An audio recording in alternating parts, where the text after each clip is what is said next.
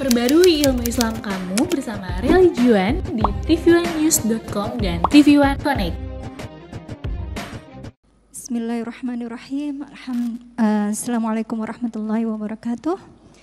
Mohon izin bertanya kepada Ustadz Abdul Somad.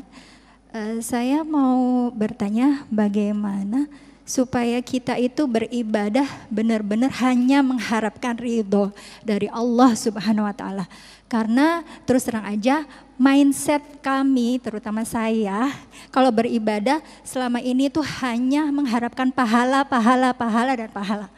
Mohon bimbingannya Ustaz. Assalamualaikum warahmatullahi wabarakatuh. Waalaikumsalam warahmatullahi wabarakatuh. Pertanyaan menarik sekali nih. Silakan Ustaz.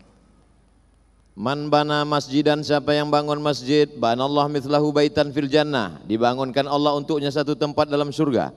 Lalu kemudian kita bangun masjid karena ingin dapat tempat dalam surga. Tidak salah, karena tidak salah menurut sunnah, karena Nabi yang mengatakan boleh.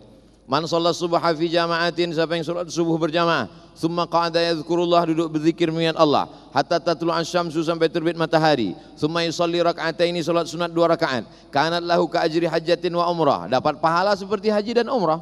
Tidak salah, karena Nabi yang membenarkan itu.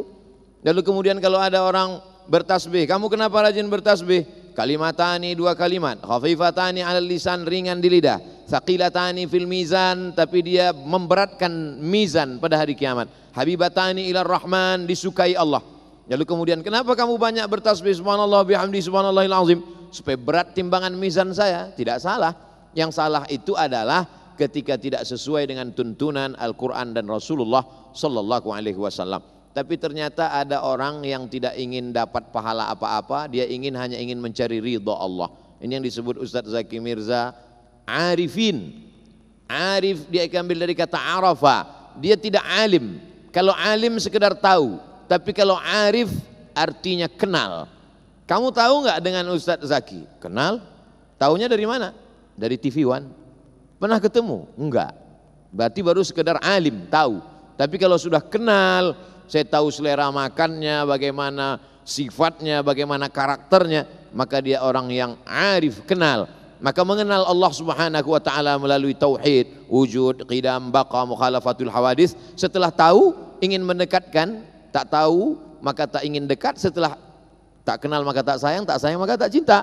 Lalu kemudian fase awal beribadah itu ingin pahala. Lalu kemudian pada puncaknya nanti dia hanya menginginkan Allah Subhanahu wa Ta'ala saja. Ilahi anta maksudi, engkau yang ku maksud, wa ridhaka matlubi, ridhamu sajalah yang ku cari. Wallahu a'lam.